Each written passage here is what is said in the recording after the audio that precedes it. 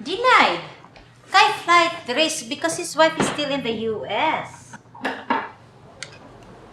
Nagtuog yung kuday. Nagipangutana to siya if his wife is working here. Og sa kabuutan ni Dodong, wa ka pa maka.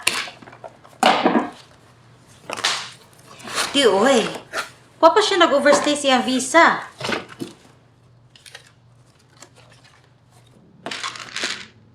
Hi. No wonder she's having an affair.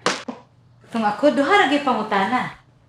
Purpose for visiting the US? It has been my lifelong dream, sir, to go to Disneyland. Compelling reason to return? My father, sir, he's very sick. I have to come back and take care of him. Unya, ikuha niya kong passport, stamp my papers, and here I am, 5 years in San Clemente, USA, just 30 minutes drive from the happiest place on earth. And I'm still working and taking care of Papa. Well, not physically, but financially. Unsa mo guday baw anak ko nga ma-stroke day siya samtang kasakay-sakay ko sa mga tikap sa Disneyland. Inda, I'll call you back. The commander's calling. Good evening, Mr. King! Ay, you haven't touched your dinner. Don't you miss the taste of food? Me? I wouldn't know what to do if I can't eat lechon or adobo. It's almost fiesta time back home. It's like Thanksgiving. Everybody comes to the house and eats, and I mean everybody. And they go to the next house and eat, and they're like freeloading. Papa would make the best dinuguan and humba. He's 70 like you, but he looks much younger.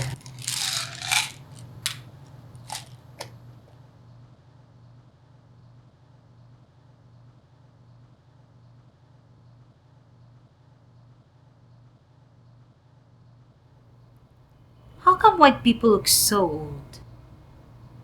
I know you never use your hearing aid. You can't hear a word I say, huh? But it's so nice of you to pretend to listen to me, Mr. King.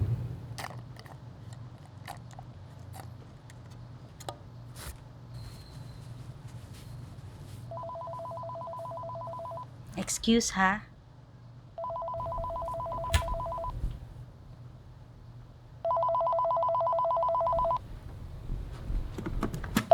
Hello, good evening, King Residence. My. Oh, kumusta ka, misis? Yes, I heard about Dong. Oh, yeah. Oh, those consuls are very strict these days, di ba? Wait lang ha, there's another call. Hello, good evening, King Residence. Baby! Trump Casino! Who's going? When? Hi, manangit pa ko sa mo agency. 1 day off lang baya me. Oh, and I have to talk to them. Kung ilang sweldo gihatag. $60. 1 whole day baya pud na. Sige, I'll talk to you later kay May's on the other line. Na-deny ang bana. Oh, sige, I'll call you back. Hello, May. Naapalagi laing paagi makaapa si Dodo.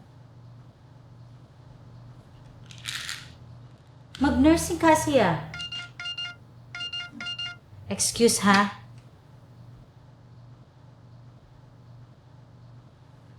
Hello.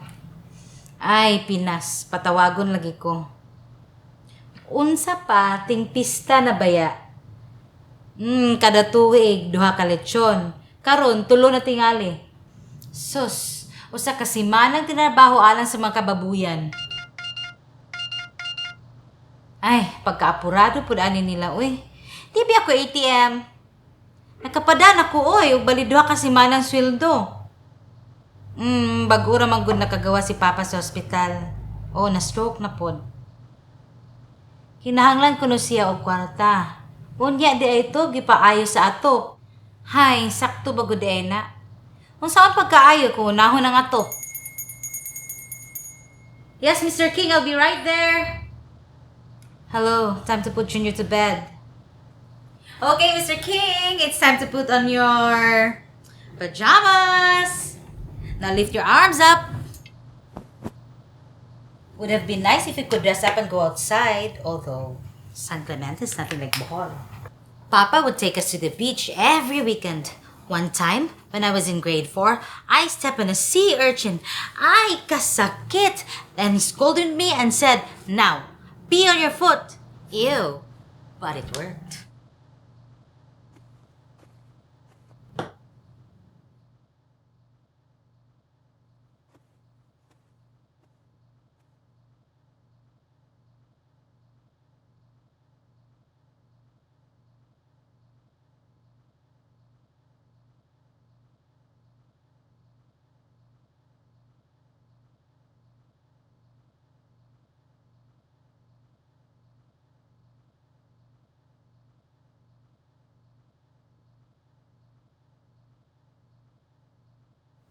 Don't you miss your kids, Mr. King?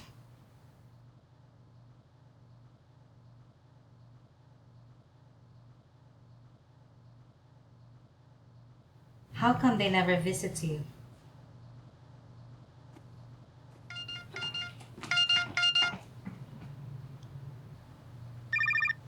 Hello, Ma. Ako rin manawag nimo.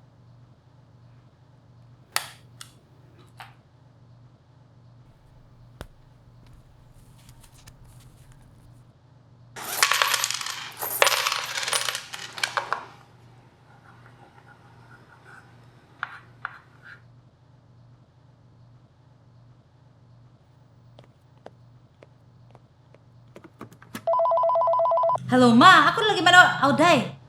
Oh. Patawagon ko ko. Unsa man? Papa. Sa ospital? I'll be there, Mr. King. Hello, Day. Thanks, ha?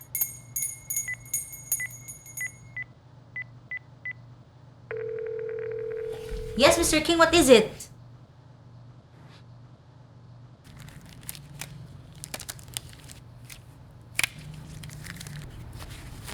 Mr. King, so you did eat. You had the corn last night. And carrots. Hello, Ma. Ma, naunsa naman? Unsa naman kung nag-iingon sa doktor? Huwaton ko niya?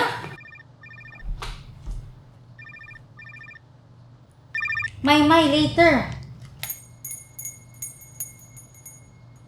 Unsa ma?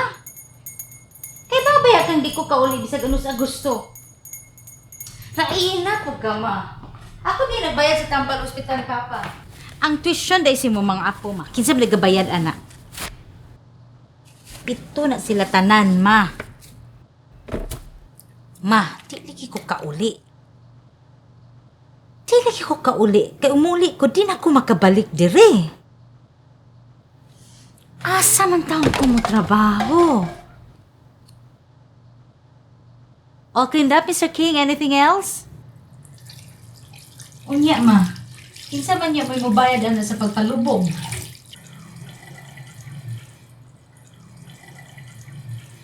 Okay, katubag, anak, Ma. Mupada ko kwarta. Karon na dayon.